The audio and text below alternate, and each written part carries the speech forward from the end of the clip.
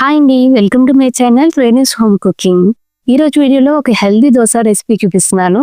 Instant గా చేసుకునే quinoa oats dosa. Fermentation కోసం ఏమీ ఉంచిన అవసరం లేదు, క్విక్ గా అయిపోతుంది అండ్ ఆల్సో గ్లూటెన్ ఫ్రీ. ఈ రెసిపీలో అసలు రైస్ అన్నదే వాడలేదు. సో డయాబెటిక్ ఉన్న వాళ్ళకైనా లేదా డైట్ లో ఉన్న వాళ్ళకైనా, కార్బ్స్ తక్కువ తినే వాళ్ళకి ఇన్స్టెంట్ గా వేసుకునే ఈ దోశ రెసిపీ తప్పకుండా ట్రై చేయండి. ద బెస్ట్ అని మీరే అంటారు. అసలు రైస్ అన్నదే వాడకుండా దోశ ఇంత క్రిస్పీగా వస్తుందని అనుకోలేదు. కలర్ అండ్ టెక్స్చర్ చాలా పర్ఫెక్ట్ గా వచ్చాయి. ఆగండి, రెసిపీ ఏంటో తెలుసుకోవాలనుకుంటున్నారు కదా. మరి దోశలోకి చట్నీ లేకపోతే ఎలాగా? ముందు చట్నీ రెసిపీ చూపించేస్తాను, ఫాస్ట్ గానే లేండి. పాన్ లో కొద్దిగా ఆయిల్ వేసుకుని వేరుశెనగ గుళ్ళు వేసి వేగిపోయిన తర్వాత శనగపప్పు, దాని తర్వాత కొద్దిగా నువ్వులు కూడా వేసుకుంటున్నాను. ఇవన్నీ కూడా హై కాల్షియం అండ్ ప్రోటీన్స్ ఉన్నవే. ఇవి కూడా వేగిపోయిన తర్వాత ఇందులోకి కొద్దిగా జీలకర్ర, ఆవాలు వేసి వేయించుకున్నాను. తర్వాత కొద్దిగా కరివేపాకు కూడా వేసి వేయించేసి, తర్వాత మీరు తినే కారానికి తగ్గట్టుగా ఎండుమిరపకాయలు వేసుకోవాలి. అన్నీ కూడా చక్కగా దోరగా వేగిపోయిన తర్వాత వీటిని కొంచెం సేపు చల్లారనిద్దాం. దాని తర్వాత ఇలా మిక్సీ జార్లోకి ట్రాన్స్ఫర్ చేసుకుని పౌడర్ చేసి పెట్టుకుందాం. నెక్స్ట్ అదే పెన్లోకి కొద్దిగా ఆయిల్ వేసి దొండకాయ ముక్కలు వేసాను. దొండకాయ రోటి పచ్చడి అండి. పల్లీలు నువ్వుల కాంబినేషన్ తో టేస్ట్ అదిరిపోతుంది. పసుపు, ఉప్పు వేసి మూత పెట్టి మగ్గించుకోవాలి. దొండకాయ ముక్కలు మగ్గిపోయిన తర్వాత టమాటాలు కూడా యాడ్ చేశాను. ఈ టమాటా ముక్కలు కూడా బాగా మగ్గనివ్వాలి.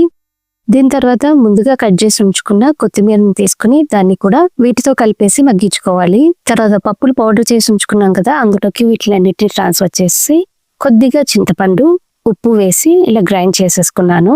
చట్నీ రెడీ. ఇంకా దోశ రెసిపీ ఏంటంటే ఇంగ్రీడియంట్స్ అన్ని జాగ్రత్తగా చూడండి. 1 కప్పు క్వినోవా తీసుకున్నాను. దాని తర్వాత 1/2 కప్పు ఓట్స్ తీసుకుంటున్నాను. తర్వాత 1/2 కప్పు మినపగుళ్ళు తీసుకుంటున్నాను. తర్వాత 1/2 కప్పు పచ్చిశనగపప్పు తీసుకుంటున్నాను. ఇదే రేషియోలో తీసుకోండి, పర్ఫెక్ట్ గా వస్తాయి దోశలు. వీటిలో నీరు పోసి 2-3 సార్లు అయినా బాగా కడగాలి. ఇలా కడిగి పెట్టుకున్న తర్వాత దీనిలోకి మంచినీరు వేసి 4 hours నానబెట్టాలండి. ఇన్స్టెంట్ గా అన్నానే సోకింగ్ ప్రాసెస్ లేదని కాదు, తప్పనిసరిగా నానబెట్టుకోవాలి. చూడండి చక్కగా నానిపోయి అన్ని. ఇప్పుడు వీటిని మిక్సీ జార్లో వేసి మెత్తటి పేస్ట్ లో రుబ్బేసుకున్నాను. రుబ్బిన తర్వాత 20 నిమిషాలు ఆగి తర్వాత దోశలు వేసేసుకోవడమే. ఈ దోశ రెసిపీలో రైస్ కి బదులుగా క్వినోవా అన్నది యూజ్ చేసాము. తర్వాత రోల్ ఓట్స్ ఎందుకు అంటే దోశకి స్మూత్ టెక్స్చర్ రావడానికి, అలాగే ఓట్స్ లో ఫైబర్ ఎక్కువ ఉంటుంది. మరి మినపగుళ్ళు వేయడం వల్ల క్రీమీ టెక్స్చర్ వస్తుంది, అలాగే ప్రోటీన్ సోర్స్. మరి శనగపప్పు దేనికోసం వేసాం? దోశ క్రిస్పీగా రావడం కోసం. చూడండి ఎంత క్రిస్పీగా వచ్చాయో. ఆ కలర్ అండ్ టెక్స్చర్ చూడండి ఎంత బాగా వచ్చాయో దోశలు. చూస్తుంటేనే నోరు ఊడిపోతుంది కదా. తప్పకుండా మీరు కూడా ట్రై చేయండి. యాక్చువల్ గా చెప్పాలంటే ఫస్ట్ టైం వేసానండి నేను ఈ క్వినోవా అండ్ ఓట్స్ కాంబినేషన్ తో. చాలా పర్ఫెక్ట్ గా వచ్చాయి.